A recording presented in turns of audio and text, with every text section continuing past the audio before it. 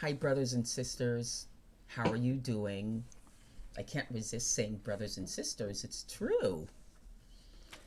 No matter what we go through, that's still our relationship. Okay, I want to start off really quick with I'm Michelle, and I'm reading Jim Stevens' book. It is called 101 Proofs for the Absolute Existence of God. And there are 101 mini chapters that Jim wrote which share about how we can absolutely undeniably believe in the existence of God, based on these stories, this information that he's put together, which is incredibly beautiful scientifically, and also has such an element of spirituality in it as well. Yeah, so we are going to be reading one. I haven't read it yet, so I'm going to do my best with the pronunciation of some of the more scientific words. Okay? But before we start it, I want to show you this. It says, talk to Jim S. Jim Stevens. There he is, right there in the corner, right there. 101 proofs for God at gmail.com.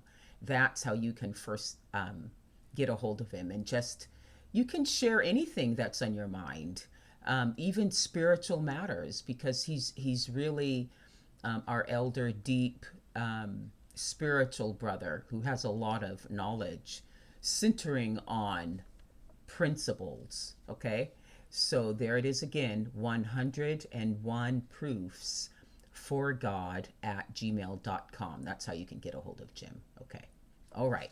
Okay, well, let's get started. So now we're going to be reading the absolute proof for the existence of God. It's number 92. We are almost done. Number 92, Emperor Penguins. One of the most amazing documentaries I have ever watched is called March of the Penguins. I saw it 5 or 6 years ago with my family, and to this day, whenever I think about that movie and Emperor Penguins, the word that comes to mind is unbelievable. The movie is narrated by Morgan Freeman and is kind of slow moving, but you just cannot stop watching it. I checked Amazon and you can download it for $3.99. Great savings. I highly recommend you put it at or near the top of your list of movies to see next. Okay, I will do that. Emperor penguins are the largest of all penguins, standing an average of around 4 feet tall and weighing around 50 to 100 pounds. They live in Antarctica, and when winter starts coming, all of the other penguins start heading north for warmer waters.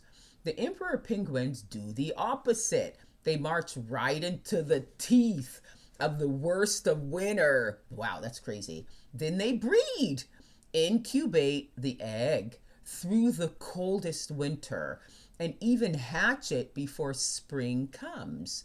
They are the only Antarctic bird that breeds in the winter. Wow. Let's see what the reason for that is going to be.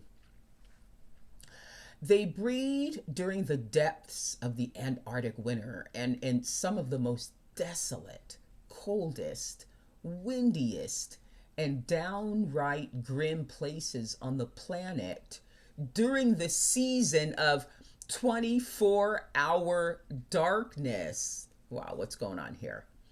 How can evolution explain such behavior? It takes many special adaptations for them to survive, which would never be necessary if they just went north to warmer water. They are certainly good survivors, but this is not the easiest way to survive, and in fact, only about 19% of their chicks do survive. Wow, 19, 1 9. This chapter is about the amazing abilities they have in order to survive in the coldest place on Earth. Surely you will be able to see that they could never develop these abilities slowly and gradually over many generations in minus 40 degrees Fahrenheit. They would all die in the very first generation without having all their amazing abilities present at their very beginning and endowed by their designer. Emperor penguins breed in the winter in Antarctica, where the temperatures average minus 4 degrees Fahrenheit during the day and reaching minus 40 or 50 degrees Fahrenheit at night. Wow. Another source says that they live at minus 80 degrees Fahrenheit. Wow.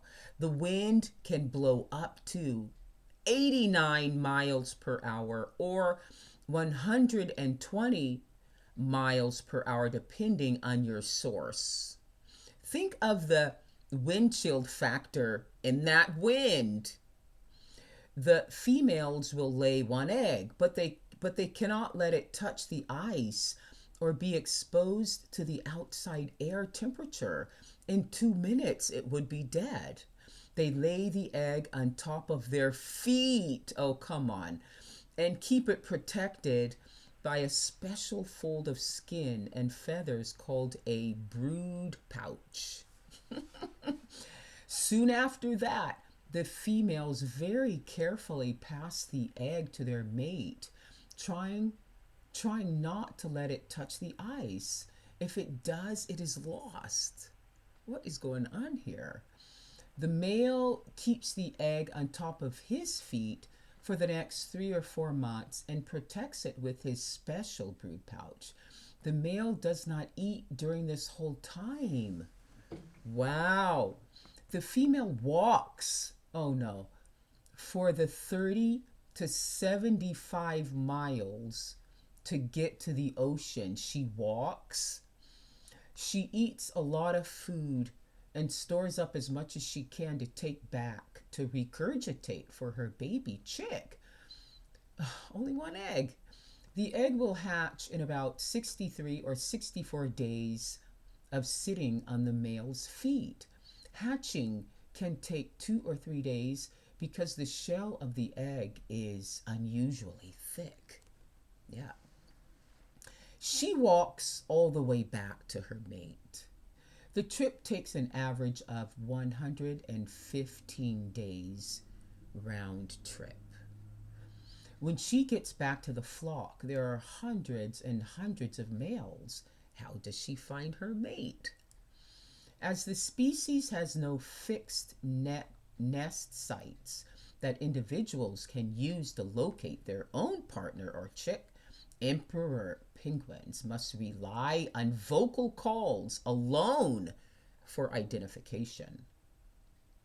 They use a complex set of calls that are critical to individual recognition between parents, and the offspring, and mates, displaying the widest variation in individual calls of all penguins.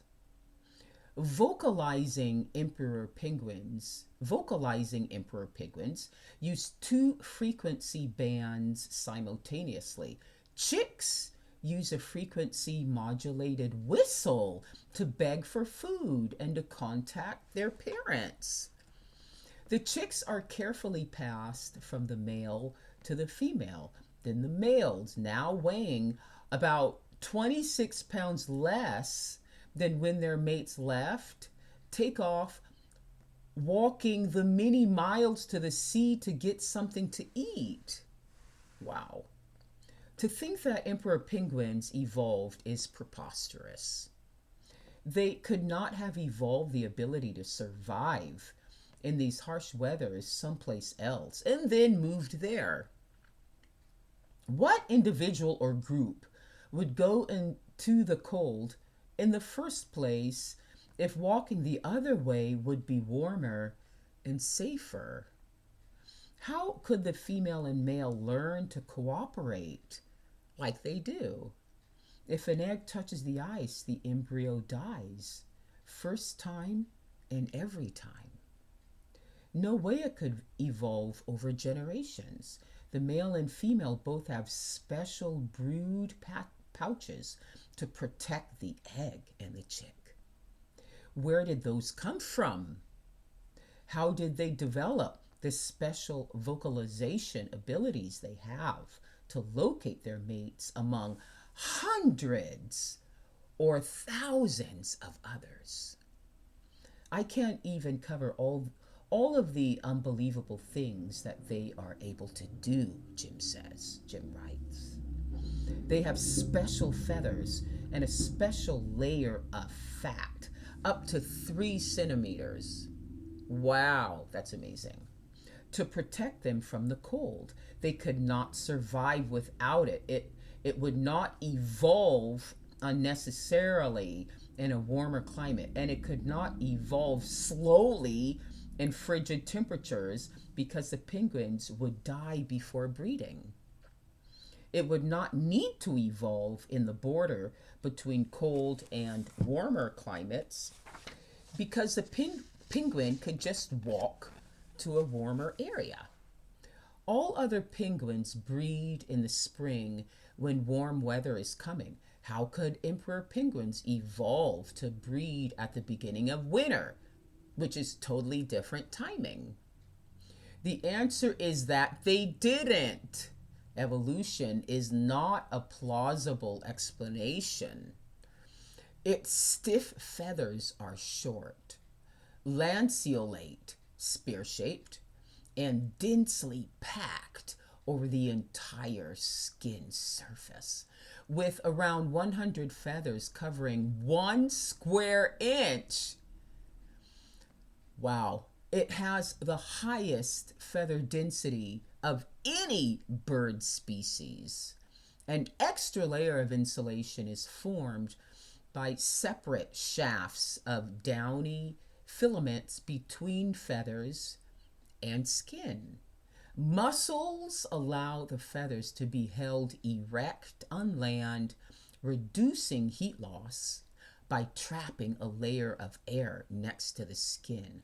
Conversely, the plumage is flattened in water, thus waterproofing the skin and the downy underlayer. Wow. Or check this out, Jim says. Emperor penguins can control their body temperature to a great degree. They don't even have to alter their metabolism to regulate from minus 10 to 20 centigrade or 14 to 68 Fahrenheit. If it gets colder than that, they move around or shiver, but they can also increase fat burning. Wow. I wish I could do that. Here is another ability that seems impossible to have evolved. And check this out. A penguin's normal resting heartbeat is about 60 to 70 beats per minute, BPM. This goes up to 180 to 200 BPM before a dive as they load up with oxygen. Then as they hit the water, the rate drops to 100 BPM, immediately slowing to only 20 BPM during most of the dive. So they use the stored oxygen in blood and muscles to the maximum effect. Wow. On returning to the surface again, the heart rate goes back to 200 BPM, probably to pay back the oxygen debt they had incurred during the dive. Researchers have found that emperor penguins can dive as deep as 265 millimeters or 869 feet, with dive periods of up to 18 minutes. Even one small female was recorded at diving at 1,755 feet. Wow. Go ladies. During deep dives, there is a very serious problem to overcome. The pressure, which can reach 40 times that on the surface. Penguins have special bones that are solid rather than air-filled like most birds. This way they don't get crushed. How could they evolve such bones? Here's another fact extremely hard to explain by evolution. Eventually, the female returns across the sea ice. This usually coincides with the hatching of the chick. Wow. Sometimes the chick will hatch before the female returns. If this happens, it will be fed with a secretion of protein and fat produced by the male from its esophagus, a sort of penguin milk. Milk produced by the male of the species? Okay. Wow, God provides everything. Has a backup for everything, you know. All right, here is one last amazing fact. Just exactly how could the following coordinated action of the group evolve over many generations? They would all have died before they were successful at it. To protect themselves from the extreme cold, the males gather by the hundreds in a very tight group. However, it is not so tight that they touch each other. If they did that, it would compress the air insulation in their feathers. The juveniles get the inside where there is less exposure. The adult males are on the outside, and they gradually rotate around, taking turns, receiving the brunt of the cold winds. Wow, now that's living for the sake of another, right? Wow. Do they learn how to do that? The very first generation that lived in the Antarctic winter? Evolution would say they developed the ability over many generations, but how could they survive without knowing how to do that right at the get-go?